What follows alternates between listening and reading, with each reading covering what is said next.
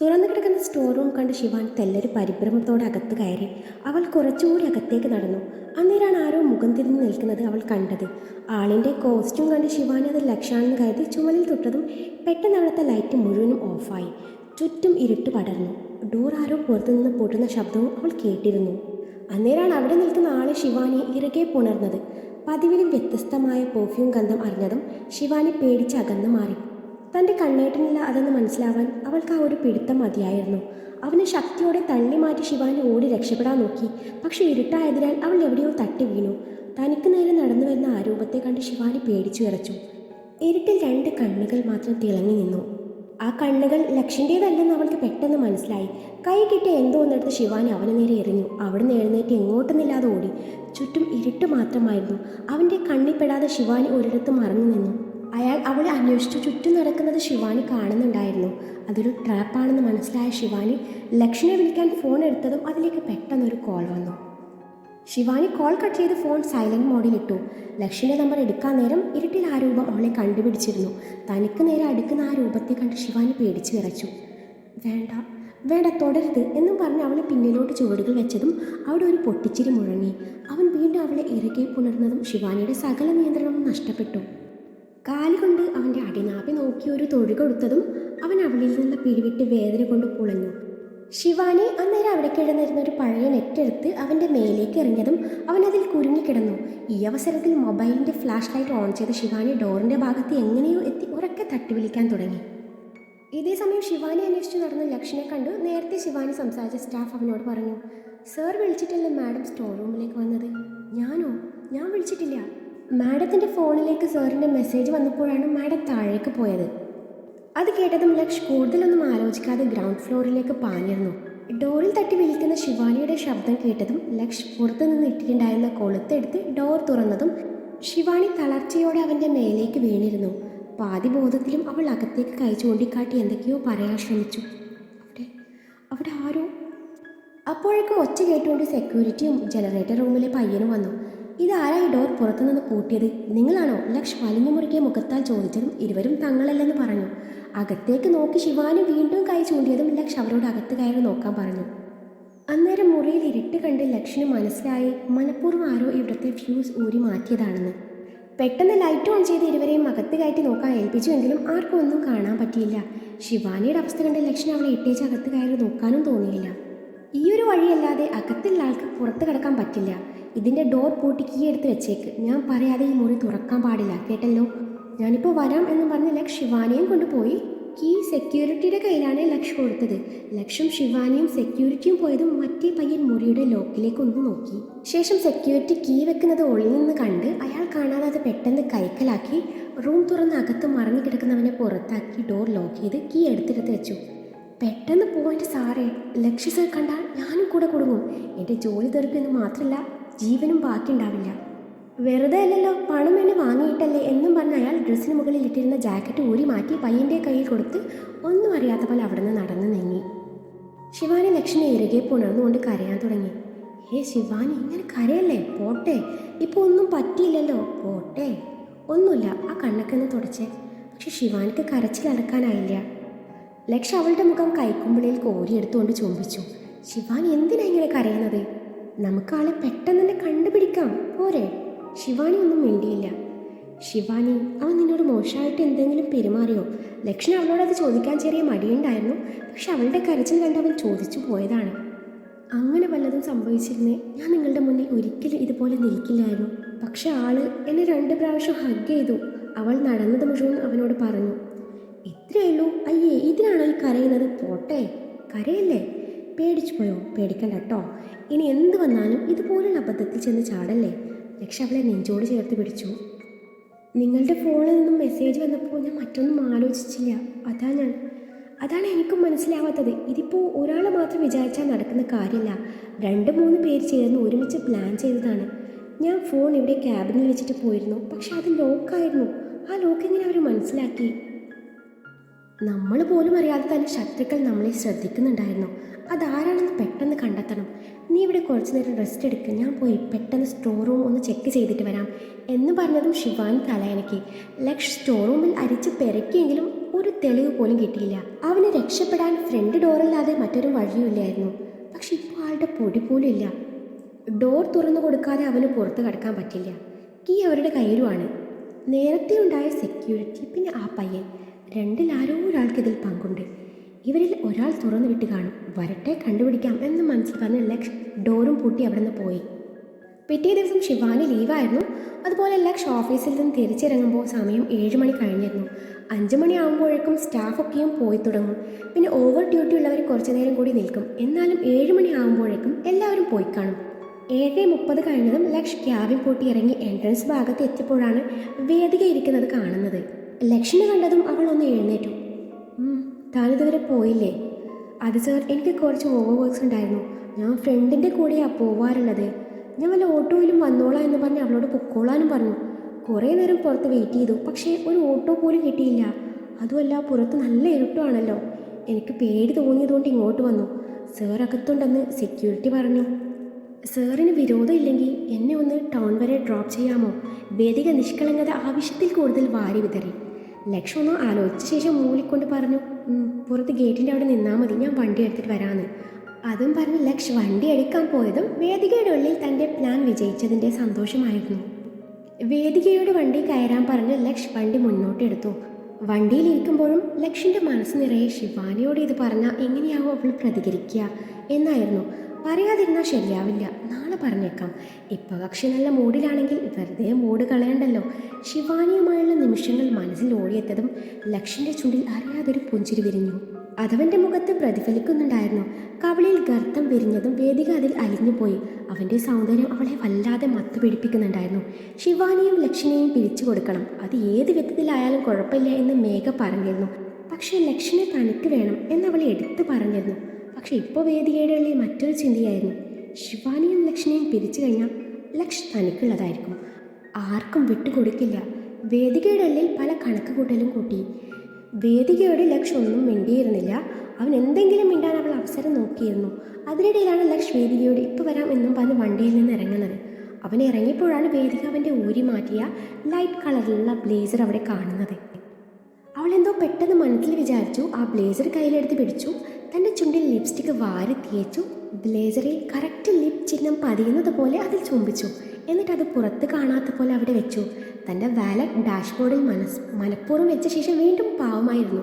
ലക്ഷ്യ വീണ്ടും തിരിച്ചു വന്ന് വണ്ടി മുന്നോട്ടെടുത്തതും, സാർ മതി, ഇവിടെ നിർത്തിയാൽ മതി എന്നും പറഞ്ഞ് വേദിക ഇറങ്ങിയതും ഹാവൂ സമാധാനായി എന്നും പറഞ്ഞ് വണ്ടി വീട്ടിലേക്ക് തിരിച്ചു വിട്ടു. വീട്ടിലെത്തിയ ശിവാനി ഇറങ്ങി പുണർന്നു. ശിവാനി, ഐ ലവ് യു എന്ന് പറഞ്ഞ് അവളുടെ തോളിൽ ചൂണ്ടമർത്തി.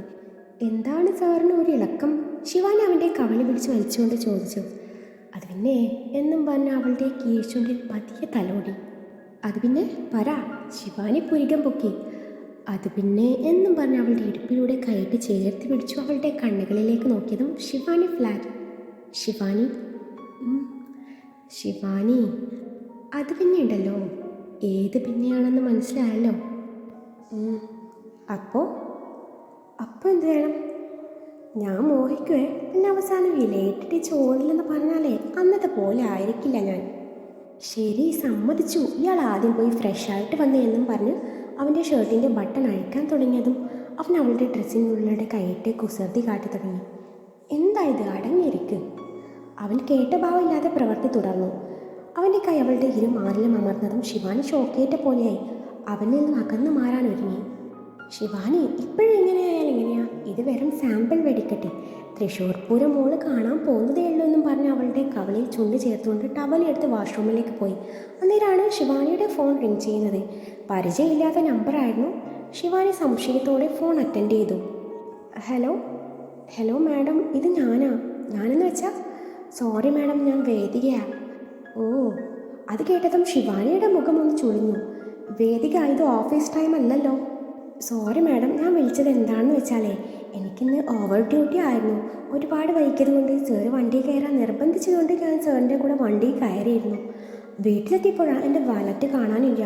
ഇനിയിപ്പോൾ സാറിൻ്റെ വണ്ടിയിൽ വെച്ച് മറന്നതോ അതോ വേറെ എവിടെയെങ്കിലും വെച്ച് മറന്നോ എന്ന് ശരിക്കും ഓർമ്മ കിട്ടുന്നില്ല. അതാണ് മാഡം ഞാൻ വിളിച്ചത്. മാഡം ഒന്ന് നോക്കുമോ? ഞാൻ നോക്കിയേക്കാം എന്നും പറഞ്ഞ് ശിവാനി കോൾ കട്ട് ചെയ്തു. മറുതലക്കിലുള്ള വേദികയുടെ ഉള്ളിൽ നിഗൂഢമായ ചിരി വിരിഞ്ഞു. ശിവാനിക്ക് വേദികയുടെ ആ വിളിയിൽ ചെറിയൊരു പന്തികേട് തോന്നി. അതോടൊപ്പം കുഞ്ഞു വിഷമവും പരിഭവവും. കാരണം ലെഫ്റ്റ് കൊടുത്ത വിവരം കണ്ണേട്ടൻ തന്നോട് പറഞ്ഞില്ലല്ലോ എന്നോർത്തായിരുന്നു അത്. ലക്ഷാണെങ്കിൽ വാഷ്റൂമിൽ മൂളിപ്പാട്ടൊക്കെ പാടുന്നുണ്ട്. അത് കേൾക്കുമ്പോൾ അറിയാം ആള് ഫുൾ മൂഡിലാണെന്ന്. ശിവാനി, ശിവാനി, ലക്ഷ് വാഷ്റൂമിനകത്ത് നിന്ന് വിളിച്ചു. ശിവാനി ഒന്നും പുറമേ കാട്ടാതെ വിളി കേട്ടു. എന്തുവാ, നീ വരുന്നോ? എന്തിനാ? പൊറോട്ട അടിക്കാൻ. എന്തേ? ഇടി കുളിക്കാൻ പോരുന്നോന്ന്? ഇല്ല, കണ്ണേട്ടൻ പെട്ടെന്ന് കുളിച്ചിട്ട് വന്നേ, നമുക്ക് വെടിക്കെട്ടിന് തിരികൊളുത്തണ്ടേ, ശിവാനി പ്രത്യേക താളത്തിൽ പറഞ്ഞു. ഇവളെന്താ അങ്ങനെ പറഞ്ഞത്? ആ പറഞ്ഞതിൽ ഒരു ഭീഷണിയുടെ സ്വരം ഇല്ലയോ എന്നൊരു സംശയം ലക്ഷ് വിചാരിക്കുമായിരുന്നു. ശിവാനി, അതെന്താ വെടിക്കെട്ടെന്ന് നീ ഉദ്ദേശിച്ചത്? അത് പിന്നെ കണ്ണേട്ടനല്ലേ പറഞ്ഞത് തൃശ്ശൂർ പൂരം കാണാൻ പോകുന്നതേ ഉള്ളൂന്ന്. ആ വെടിക്കെട്ടാണ് ഞാൻ ഉദ്ദേശിച്ചത്. അതുകൊണ്ട് മോൻ പെട്ടെന്ന് ഇങ്ങോട്ട് വന്നാട്ടെ, എൻ്റെ കയ്യെ തരിക്കുക. തരിക്കുവാന്നോ? അതെന്തിനാ ശിവാനി? ലക്ഷ് അല്പം പേടിയോടെ ചോദിച്ചു. അത് പിന്നെ തലോടാൻ. കണ്ണേട്ടനെ എൻ്റെ മടിയിൽ കിടത്തി തലോടാൻ എൻ്റെ കൈ തരിക്കുവാന്ന് പറഞ്ഞതാ. ഓ അങ്ങനെ, എന്നാൽ ഞാൻ പെട്ടെന്ന് വരാവേ. എന്നാൽ ഞാൻ അങ്ങോട്ട് ചെല്ലട്ടെ, ഫുഡൊക്കെ എടുത്തു വെക്കാം എന്നും പറഞ്ഞ് ശിവാനി വണ്ടിയുടെ കീ എടുത്ത് മുൻവശത്തെ ഡോർ തുറന്ന് പുറത്തിറങ്ങി. വണ്ടിയുടെ ലോക്കെടുത്ത് ഫ്രണ്ട് ഡോർ തുറന്ന് വേദിക പറഞ്ഞ വാലറ്റ് ഉണ്ടോ എന്ന് നോക്കി. അവിടെ എവിടെയും കാണാനിട്ട് അവസാനം ഡാഷ് ബോക്സ് തുറന്ന് നോക്കിയപ്പോൾ അതിൽ വാലറ്റ് ഉണ്ടായിരുന്നു. ഓഹോ, അപ്പോൾ ലിഫ്റ്റ് കൊടുത്തത് സത്യമായിരുന്നു അല്ലേ? ഞാൻ കാണണ്ട എന്ന് കരുതിയാവും ഇതിനൊക്കെ തെച്ചത് എന്ന് പറഞ്ഞ് അതും എടുത്ത് തിരിയാൻ നേരാണ് അവൻ്റെ ബ്ലേസർ അവിടെ കിടക്കുന്നത് കാണുന്നത്. ഓ, എത്ര പറഞ്ഞാലും മനസ്സിലാവില്ല. ഇതിനകത്ത് വെച്ചാൽ ഇങ്ങനെയുടെ മറ്റവ നൽകി കൊടുക്കുമോ? ശിവാനി പിറുപിറുത്തുകൊണ്ട് അതെടുത്ത് വണ്ടിയും ലോക്ക് ചെയ്ത് അകത്തേക്ക് നടന്നു. വാലറ്റ് അവിടെ വെച്ച് ബ്ലേസർ അലക്കുന്ന ബാസ്ക്കറ്റിൽ ഇടാൻ നേരാണ് അതിലെ വേദികയുടെ കരവരുത് ശിവാനി കാണുന്നത്. അത് കണ്ടതും ശിവാനിയുടെ നെഞ്ചൊന്ന് പിടഞ്ഞു. ഇതെങ്ങനെ ഇതിൽ വന്നു? ശിവാനിക്ക് ആകെ വട്ടി പിടിക്കാൻ തുടങ്ങി. അവൾക്ക് ലിഫ്റ്റ് കൊടുത്തത് പോട്ടേന്ന് വെക്കാം, പക്ഷേ ഇതിൻ്റെ സത്യാവസ്ഥ അറിഞ്ഞേ പറ്റൂ. അതിനുവേണ്ടി അവൾ ലക്ഷിൻ്റെ കൂലി കഴിയാൻ കാത്തിരുന്നു. കൂലി കഴിഞ്ഞ് പതിവ് പോലെ ടവലും ചുറ്റി വന്ന ലക്ഷ് ശിവാനിയുടെ വാടിയ മുഖം കണ്ട് കാര്യം തിരക്കി. അന്നേരം ശിവാനി അവൻ്റെ ബ്ലേസറിലെ ലിപ്സ്റ്റിക് അവന് കാണിച്ചുകൊണ്ട് ചോദിച്ചു, ഇതെന്താ? അത് തന്നെയാണ് എനിക്കും ചോദിക്കാനുള്ളത്. ഇതെന്താന്ന്? നിനക്ക് ഉമ്മ തരണമെങ്കിലേ നേരിട്ട് തന്നാൽ പോരായിരുന്നു ശിവാനിയെ. ആ ഡ്രസ്സ് ചീത്തയാക്കണമായിരുന്നോ? ലക്ഷ് തിരിച്ചു ചോദിച്ചു. അത് കേട്ട് ശിവാനിക്ക് പെരുത്ത് കയറി. അവൾ വേദികയുടെ വാലറ്റ് അവന് നേരെ നീട്ടിക്കൊണ്ട് ചോദിച്ചു, അപ്പം ഇതെന്താ? ആഹാ, കൊള്ളാലോ, നൈസ് വാലറ്റ്. പുതിയതാ? ലക്ഷിൻ്റെ ചോദ്യം കേട്ട് ശിവാനി അവൻ്റെ ബെഡിലേക്ക് ഒരു തള്ളലായിരുന്നു. അവളുടെ ആ പ്രവൃത്തിയിൽ ലക്ഷ് ബെഡിലേക്ക് മലർന്നു വീണു. ശിവാനി, എന്തായത്? എൻ്റെ തലയിപ്പ് ഇടിച്ചേനല്ലോ. ഇടിക്കുകയല്ല, കൊല്ലും ഞാൻ എന്നും പറഞ്ഞ് അവൻ്റെ മേലെ ചാടി കയറി നെഞ്ചിലിരുന്ന് കഴുത്തിൽ പിടിമുറുക്കി. ശിവാനി, കളിക്കല്ലേ, എനിക്ക് ശ്വാസം മുട്ടുന്നു, നീ വിധവാകുവേ. ഞാനതങ്ങ് സഹിച്ചു. എൻ്റെ ദൈവമേ, മൂർഖം പാമ്പിനെയാണല്ലോ ഞാൻ പ്രേമിച്ച് കെട്ടിയത്. ഞാൻ മൂർഖം പാമ്പല്ല, അനക്കോണ്ടയാ. ഉള്ളിൽ വിഷമില്ലെങ്കിലും കഴുത്ത് ഞെരിച്ച് കൊല്ലാൻ മൂപ്പരോളം കഴിവ് വേറെ ആർക്കുമില്ല. ശിവാനി ഒന്നുകൂടി പിടിമുറുക്കി. അന്നേരം ലക്ഷ് ശിവാനിയുടെ കയ്യിൽ പിടുത്തമിട്ടുകൊണ്ട് ചോദിച്ചു, ഇപ്പം എന്താണ് ശിവാനിയെ നിനക്ക് പറ്റിയത്? ഉച്ചക്കത്തെ ഗുളിക കഴിച്ചില്ലേ? ഗുളിക? നിങ്ങളുടെ മറ്റവളില്ലേ ആ വേദിക, അവൾക്ക് കൊണ്ടുപോയി കൊടുക്ക്. അവൾക്ക് ലിഫ്റ്റ് കൊടുത്തത് പറഞ്ഞില്ല, അത് പോട്ടേന്ന് വെക്കാം. അവിടെ നിങ്ങൾ ഉമ്മ വെച്ചില്ലേ മനുഷ്യ? എപ്പോ? ഞാനറിഞ്ഞില്ലല്ലോ എന്ന് പറഞ്ഞ് ശിവാനിയെ കൊണ്ട് അവൻ ഒരു മറിച്ചിലായിരുന്നു. ശിവാനിയുടെ മേലാണ് ലക്ഷ്യപ്പോഴുള്ളത്. അവൻ അവളുടെ കൈ രണ്ട് ലോക്ക് ചെയ്ത് വെച്ച് അവളുടെ കഴുത്തിൽ മുഖമുരച്ചതും ശിവാനി കുതറി മാറാൻ നോക്കി. വിട് വിട്, എന്നെ തൊടണ്ട. അത് കേട്ടതും അവന് വാശി കൂടിയതേ ഉള്ളൂ. അവൻ്റെ ചുണ്ടും നാവും അവളുടെ കഴുത്തിലും മാരടിക്കലും ഒഴുകി നടന്നു. ശിവാനിയുടെ കണ്ണുകൾ നിറഞ്ഞൊഴുകി. അത് മനസ്സിലായ ലക്ഷ് അവളിൽ നിന്നും പിടി അയച്ചു അവളിൽ നിന്നും അകന്നു മാറി. ശിവാനി, ഇങ്ങോട്ട് നോക്കിക്കേ. ശിവാനി എങ്ങോട്ടോ മിഴികളൂന്നി കിടന്നു. ശിവാനി, ഞാൻ ലിഫ്റ്റ് കൊടുത്തു എന്നത് സത്യമാണ്. അവൾ ഓഫീസിൽ നിന്ന് ഇറങ്ങുമ്പോൾ ഒരുപാട് വൈകിയിരുന്നു. ഓട്ടോ കിട്ടിയില്ല. ലിഫ്റ്റ് തരുമോ എന്ന് ചോദിച്ചപ്പോൾ ഒരു മാനസിക പരിഗണന, അതേ ഞാൻ ഉദ്ദേശിച്ചുള്ളൂ. ഇനിയിപ്പോൾ ഒറ്റയ്ക്ക് രാത്രി പോയി വല്ലതും പറ്റിയാൽ നമ്മുടെ സ്റ്റാഫ് എന്ന നിലയിലേ നമുക്കത് പ്രോബ്ലം ആയേക്കാം. അതൊക്കെ കരുതിയാണ് ഞാൻ ടൗൺ വരെ ലിഫ്റ്റ് കൊടുത്തത്. പക്ഷെ നീ പറഞ്ഞ ഉമ്മയുടെ കാര്യം എനിക്കറിയില്ല എന്ന് മാത്രമല്ല, ഞാൻ അതിനോട് മിണ്ടിയിട്ട് പോലില്ല. ഞാൻ നിന്നോട് പറയാമെന്ന് മനഃപൂർവ്വമല്ല. നാളെ ഉറപ്പായും പറഞ്ഞേനെ. ഇന്ന് നിൻ്റെ മൂഡ് കളയണ്ടല്ലോ എന്ന് തോന്നി. പ്രോമിസ് ശിവാനി, നിനക്കെന്നെ അറിഞ്ഞൂടെ? അത് കേട്ടതും ശിവാനിക്ക് ചെറിയൊരു ആശ്വാസം തോന്നി. അവൾ എഴുന്നേറ്റ ശേഷം നേരത്തെ വേദിക വിളിച്ചപ്പോൾ അവൾ റെക്കോർഡ് ചെയ്തിരുന്നു. അതവനെ കേൾപ്പിച്ചു കൊടുത്തതും ലക്ഷ് കണ്ണും തള്ളി ഇരിപ്പാണ്. എൻ്റെ ദൈവമേ, ഇവൾ പേരും കളിയാ. ഇപ്പോഴവളുടെ ഉദ്ദേശം മനസ്സിലായത്. എന്നെയും നിന്നെയും തെറ്റിക്കുക, അതിനുവേണ്ടി മനഃപൂർവ്വം അവൾ വാലറ്റ് വണ്ടി വെച്ചു നിന്നെ വിളിച്ചതാണ്, ലക്ഷ് പറഞ്ഞു. അപ്പോൾ നിങ്ങൾക്ക് ഈ ലിപ്സ്റ്റിക്കിൻ്റെ കാര്യത്തിൽ ഒരറിവില്ല? ഇല്ലെന്നേ, നീയാണ്, എനിക്കൊരറിവില്ല. അത് കേട്ടതും ശിവാനിക്ക് ഒരു ആശ്വാസം തോന്നി. അവളുടെ സൂക്കേട് ഞാൻ തീർത്ത് കൊടുക്കുന്നുണ്ട്, എനിക്കറിയാം എന്ത് വേണമെന്ന്. നാളെ നിങ്ങൾ അങ്ങോട്ട് ചോദിച്ചേ അവൾക്ക് ലിഫ്റ്റ് കൊടുക്കണം. നാളെയും അവൾ ലീവാണ്. വണ്ടിയിലും നിങ്ങളുടെ ക്യാബിനിലും ഹിഡൻ ക്യാമറ വെക്കണം. കുറച്ച് നാൾ അങ്ങനെ പോകട്ടെ. ഈ ശിവാനി ആരാണെന്ന് അവൾക്ക് മനസ്സിലാക്കാൻ പോകുന്നതേ ഉള്ളൂ എന്ന് പറഞ്ഞു അവൻ്റെ മേലേക്ക് ആ ബ്ലേസറും വലിച്ചെറിഞ്ഞ് ശിവാനി മുറിയിൽ നിന്ന് ഇറങ്ങാൻ നേരാണ് ലക്ഷ് പിറകിൽ നിന്ന് വിളിച്ച് ചോദിക്കുന്നത്. അത് പിന്നെ ശിവാനി, ഇന്ന് വല്ലതും നടക്കുമോ? ഞാൻ നടത്തിക്കാം. അതും പറഞ്ഞ് ഇങ്ങോട്ട് വന്നാലുണ്ടല്ലോ എന്നും പറഞ്ഞ് ശിവാനി ഡോറും വലിച്ചടച്ച് പോയി. ദൈവമേ, ഇങ്ങനെ പോയാൽ എൻ്റെ ഫസ്റ്റ് നൈറ്റ് നടക്കുമെന്ന് തോന്നില്ല. ഇതിപ്പോൾ ആരെങ്കിലും വല്ല കൂടോത്രവും ചെയ്ത് കാണുമാവോ? ഇനിയിപ്പോൾ 2 ദിവസത്തേക്കുള്ളതായി. ഹല്ലേലൂയ, സ്തോത്രം എന്ന് പറഞ്ഞ് ലക്ഷ് താടിക്ക് കൈ കൊടുത്തിരുന്നു. ശിവാനിയുടെ നിർദ്ദേശപ്രകാരം ലക്ഷ് പിറ്റേ ദിവസവും വേദികയ്ക്ക് ലിഫ്റ്റ് കൊടുത്തു. കഴിഞ്ഞ ദിവസത്തെ പോലെ തന്നെ എന്തോ ഒരു ആവശ്യത്തിന് എന്ന പോലെ ഇടയിൽ ലക്ഷ് വണ്ടി നേരത്തെ പുറത്തിറങ്ങിയിരുന്നു. ലക്ഷ് വീട്ടിലെത്തിയ ഉടനെ ശിവാനി വണ്ടിക്കടുത്ത് പോകുന്നതും തിരിച്ചു വരുന്നതും ഒക്കെ അവൻ ശ്രദ്ധിച്ചിരുന്നു. ശിവാനി തൻ്റെ കയ്യിലെ കുഞ്ഞു ക്യാമറ ഒന്ന് ഉയർത്തിപ്പിടിച്ചു ലക്ഷ്മി നേരെ ഒരു നോട്ടവും വായിച്ച് അത് സിസ്റ്റവുമായി കണക്ട് ചെയ്ത് അതിലെ വിഷ്വൽസ് ചെക്ക് ചെയ്യാൻ തുടങ്ങി.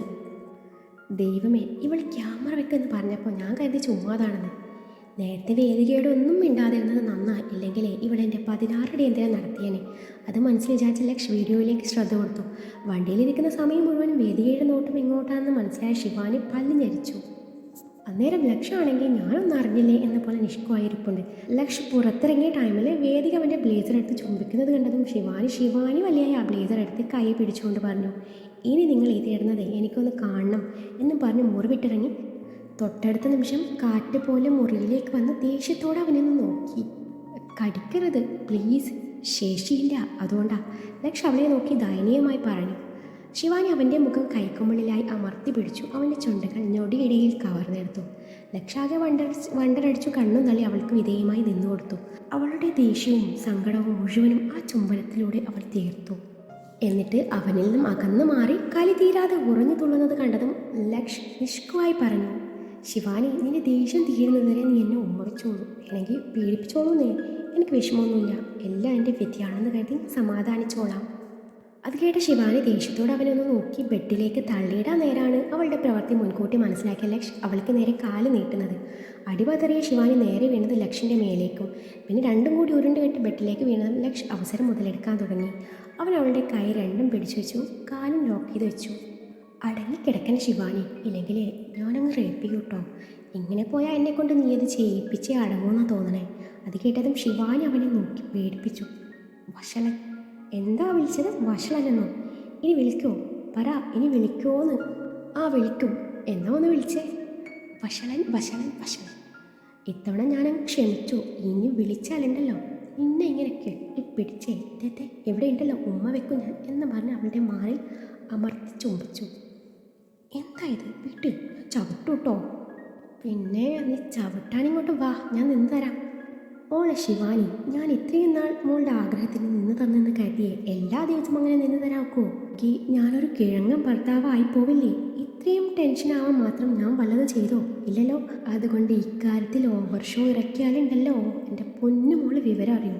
പിന്നെ 10 മാസം കഴിഞ്ഞേ റെസിഡൻ്റ് ആവുള്ളൂ എന്നും പറഞ്ഞ് അവളുടെ ടോപ്പിനുള്ളിലൂടെ കൈകൾ മെല്ലെ ചലിപ്പിക്കാൻ തുടങ്ങി. അവൻ്റെ കൈ അവളുടെ അടിവയറും കടന്നു താഴേക്ക് ചലിച്ചതും ശിവാനിയുടെ ഉടലാകെ വിറപൂണ്ടു. വേണ്ട വേണ്ട കണ്ണേട്ട. അവൻ അവളുടെ കണ്ണിലേക്ക് നോക്കി പുരികം പൊക്കിക്കൊണ്ട് ചോദിച്ചതും അവൾ വേണ്ട എന്ന പോലെ തലയനക്കി. അത് കണ്ടതും ലക്ഷ് അവളിൽ നിന്നും അകന്നു മാറി. വേണ്ട വേണ്ട എന്ന് വെക്കുമ്പോൾ വാങ്ങിച്ചേ അടങ്ങുക എന്ന് ചെയ്യുമ്പോൾ ഞാനെന്ത് ചെയ്യാനാ എന്നും പറഞ്ഞ് ബെഡിൽ നിന്നും എഴുന്നേറ്റ് ടവലും എടുത്ത് വാഷ്റൂമിലേക്ക് നടന്നു. അവൻ പോയതും ശിവാനി ഹാവോ രക്ഷപ്പെട്ടു എന്ന് കരുതി പതുക്കെ എഴുന്നേറ്റപ്പോഴാണ് താടി ഒഴിഞ്ഞുകൊണ്ട് തന്നെ ഉറ്റുനോക്കുന്ന ലക്ഷ്മി അവൾ കാണുന്നത്. അവൾ അവിടെ നിന്ന് എങ്ങനെയും രക്ഷപ്പെട്ടേക്കാം എന്ന് കരുതി ഒരു ഇളിയും പാസാക്കി പോവാൻ നേരാണ് ലക്ഷ് അവളെയും പൊക്കിയെടുത്ത് വാഷ്റൂമിലേക്ക് നടക്കുന്നത്. എന്താ ഇത്? വിട്ട്, എൻ്റെ ദേഷ്യം ഇത്തിരി തണുക്കട്ടേന്ന്. ഇല്ല, ഇപ്പോൾ ഞാൻ ഓക്കെയാണ്. പക്ഷെ ഞാൻ ഓക്കെ അല്ല എന്നും പറഞ്ഞു അവൻ അവളെ വകവെക്കാതെ വാഷ്റൂമിൽ കയറി ഡോർ ലോക്ക് ചെയ്തു. പിറ്റേ ദിവസം ഓഫീസിലെ പാർക്കിംഗ് ഏരിയയിൽ വണ്ടി നിർത്തിയ ശിവാനിയും ലക്ഷ്യം ഇറങ്ങാൻ നേരമാണ് ഒളിഞ്ഞു നിന്ന് തങ്ങളുടെ പ്രവൃത്തികൾ നോക്കിക്കാണുന്ന വേദികയെ ലക്ഷ്യ കാണുന്നത്. പക്ഷേ അവരവളെ കണ്ടതായി നടിക്കാതെ ശിവാനിക്ക് ഒരു സൂചന കൊടുത്ത് വണ്ടിയിൽ നിന്ന് ഇറങ്ങി നടന്നു.